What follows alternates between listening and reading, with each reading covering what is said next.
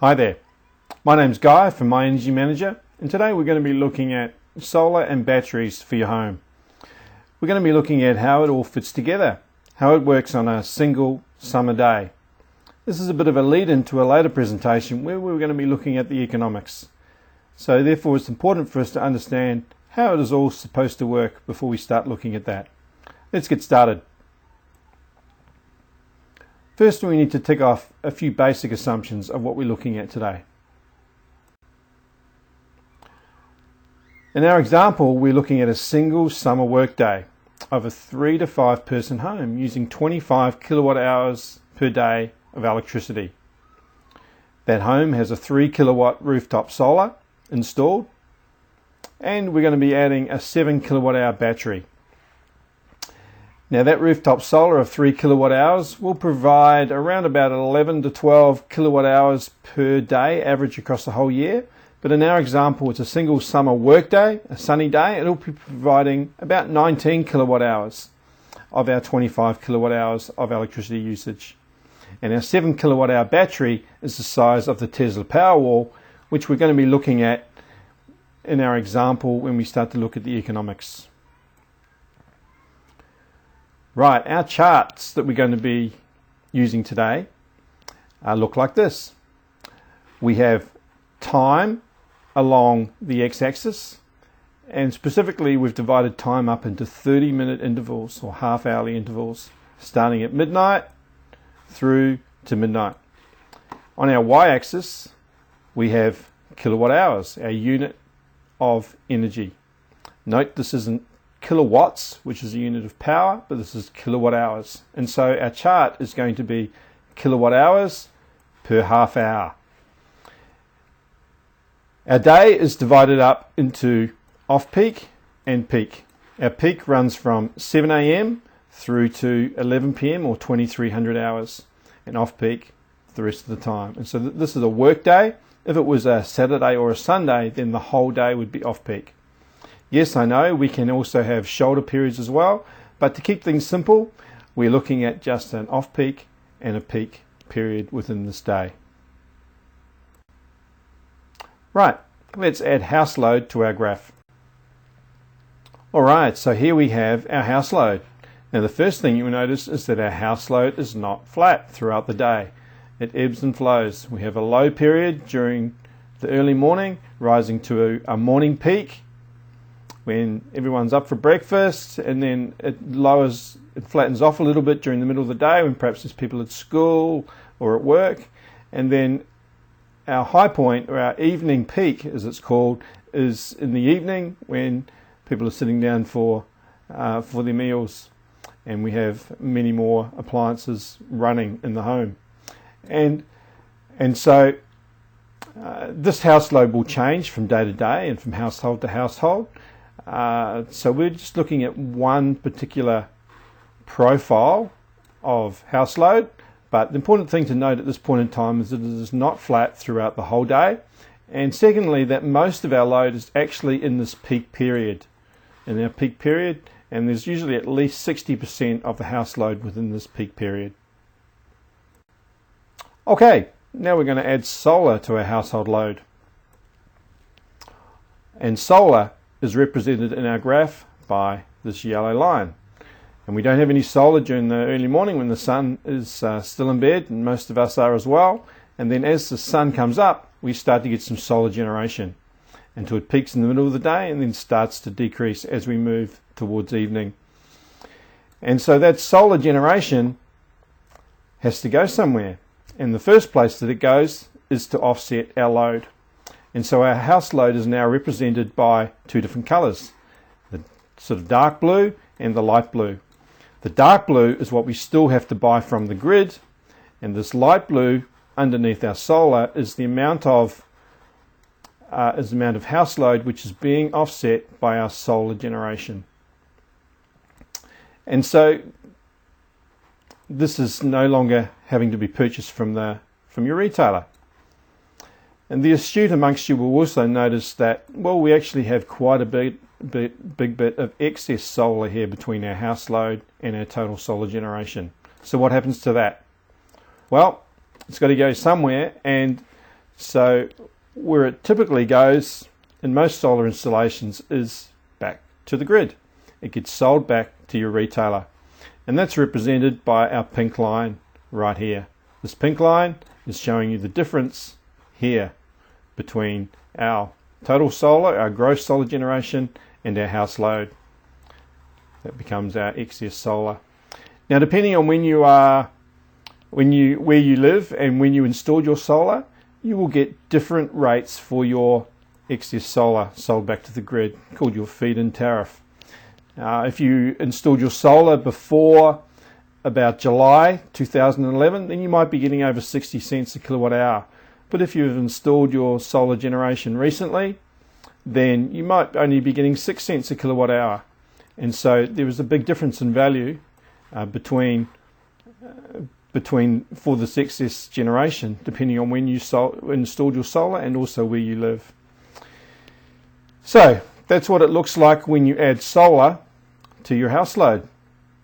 Now, the question that many of you are asking and wanting to get to, okay, well, what does it look like when you install a battery? Well, what happens? What we were looking to do with installing a battery is we're looking to shift this excess solar generation from here, where maybe we're only getting 6 cents a kilowatt hour, shifting it over to here, where we are paying perhaps over 30 cents a kilowatt hour or thereabouts for our evening peak. And our battery is going to be looking to shift this across to here. That's the idea behind it. So let's look at what happens when we add a battery. Does it achieve that? Well, largely it does, on this example day anyway. So from our previous chart, we've seen remember we used to have a big pink line going down here showing our excess solar, where our excess solar has now dropped right back until the only time we now have excess solar is around about 2 to 4 p.m. in the evening in this particular example. That is because that excess solar that we had before, all this amount in here, is now gone into our battery, which is represented by our green line. Now this is shown against another y-axis over here, which is not actually shown. It's not against this axis over here, it's against an axis over here. So just I needed to add that for completeness. It is showing our aggregate or accumulated battery charge. So as we have gained excess solar through this period, that excess solar has gone into here, into the battery. And the battery is filled up until the battery is full. And then when the battery is full, then we can't get any more solar into it. And so that's why we still have some excess here. This occurs when the battery is full. And then as the solar generation starts to decrease below the level of our load, we then start discharging from our battery as a preference to buying from the grid, discharging from our battery, and that goes to offset some of our house load until the battery is empty down here. And so what does that mean for our house load? Well, it means that the dark blue area is now the only area we're buying energy from the grid for this day. So that our solar initially offset this light blue area, then our battery is offset this medium blue area, and we're left with purchasing from the grid only the dark blue here. Make sense? This graph looks a little bit busy. Apologies for that, but it just shows you a little bit more detail about what's happening with our battery. I thought this would be interesting for some of you. Again, we have time across here, but we've chopped off the morning and we're starting at 6:30, going through to 11:30 p.m, going through to midnight. We have two axes this time. We've got incremental kilowatt hours and we've got accumulated kilowatt hours over here on the right hand side. Now, our big yellow area, this is our gross solar, which was shown by our yellow line on the previous chart. Okay, and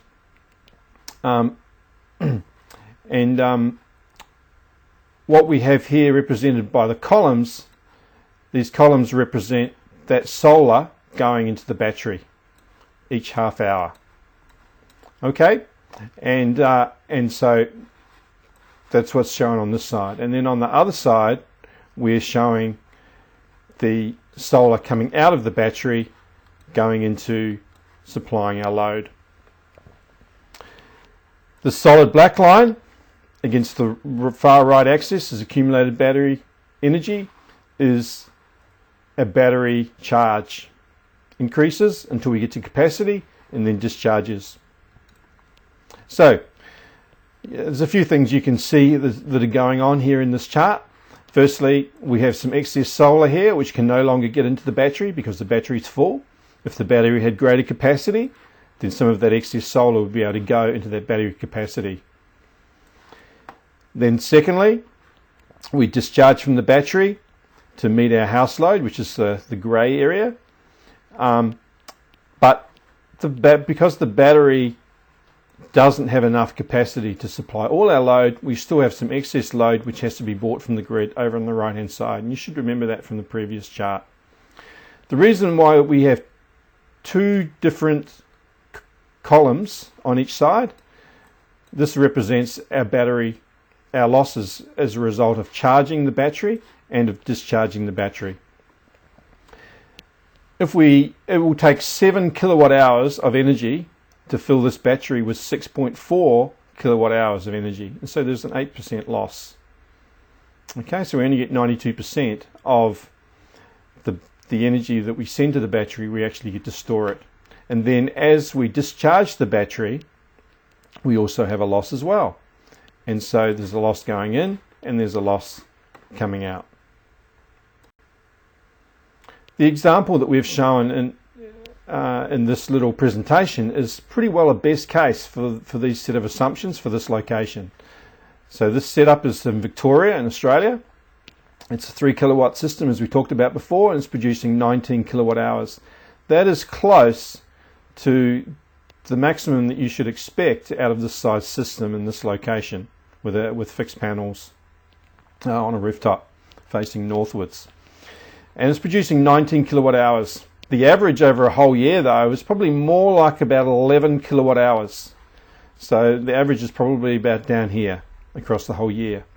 And so that, like I said before, that this day we're looking at a decent summer day, maximum output, in order to show you a picture of how the battery and the solar are meant to fit together.